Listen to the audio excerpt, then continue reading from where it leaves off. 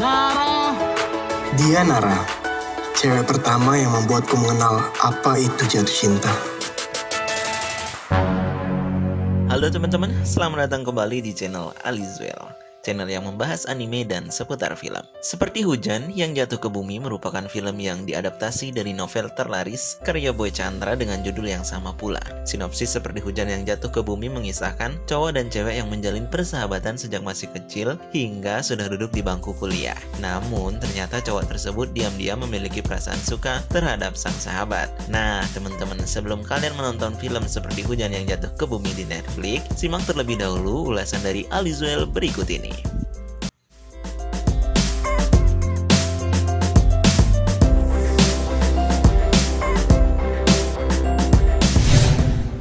Kisah cinta sahabat yang klise.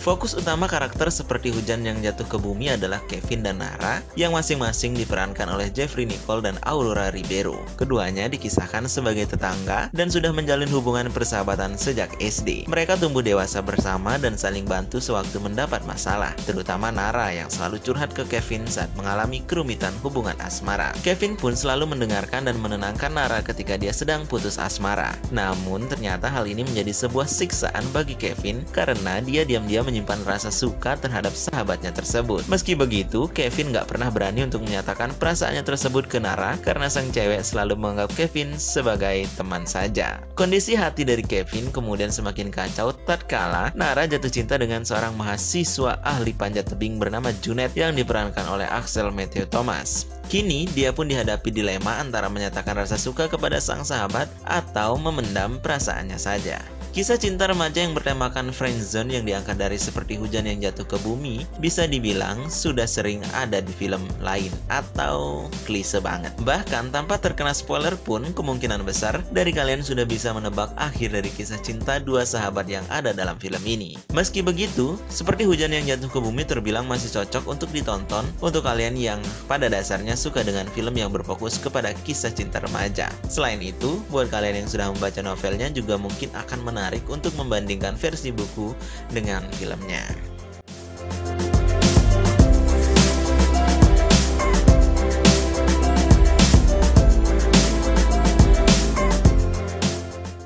Penyelesaian konflik utama yang terlalu lama. Konflik utama dari film Seperti Hujan yang Jatuh ke Bumi adalah rasa suka Kevin terhadap Nara yang dia pendam sejak dulu. Kalian pun bakal dibuat gregetan dengan tarik ulur hubungan keduanya sepanjang film ini. Hal inilah yang kemudian membuat penyelesaian konflik utama dari filmnya menjadi terasa sangat lama. Bahkan, konflik utama tersebut benar-benar baru terselesaikan beberapa menit sebelum filmnya berakhir. Hal ini kemudian membuat akhir konflik hubungan Kevin dan Nara menjadi kurang tereksplorasi dan tidak klimaks. Mungkin masalah ini nggak akan terjadi seandainya durasinya diperpanjang atau menghilangkan sejumlah adegan yang sebenarnya tidak terlalu penting dalam filmnya.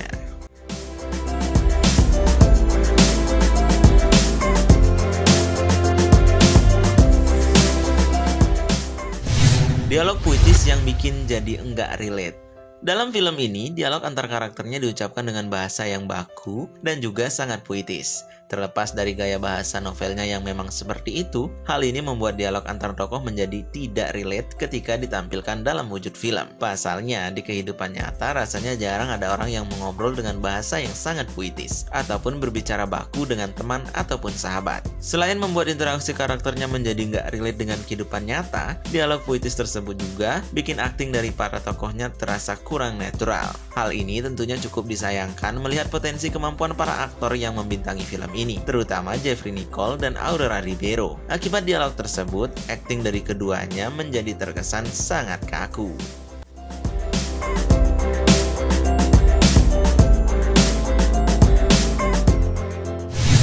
Visual dan scoring yang apik.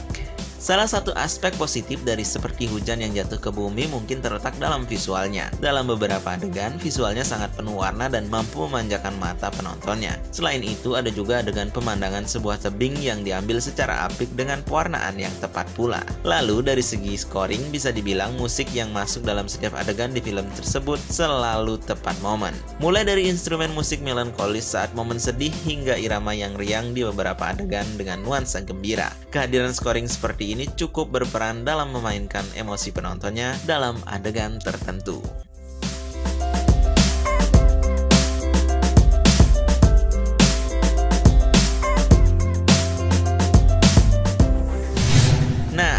garis besar, Seperti Hujan yang Jatuh ke Bumi akan cocok ditonton buat kalian yang suka dengan film bertema kisah cinta remaja. Buat kalian yang berminat, film ini sudah bisa ditonton secara streaming mulai tanggal 15 Oktober 2020. Nah, kalau kalian sudah nonton film Seperti Hujan yang Jatuh ke Bumi, jangan lupa untuk tulis pendapat kalian di kolom komentar di bawah. Dan nantikan ulasan menarik film lainnya dari Alizwell. Jika kalian suka video ini, jangan lupa berikan like dan subscribe channel Alizwell. Kita bertemu lagi di video selanjutnya.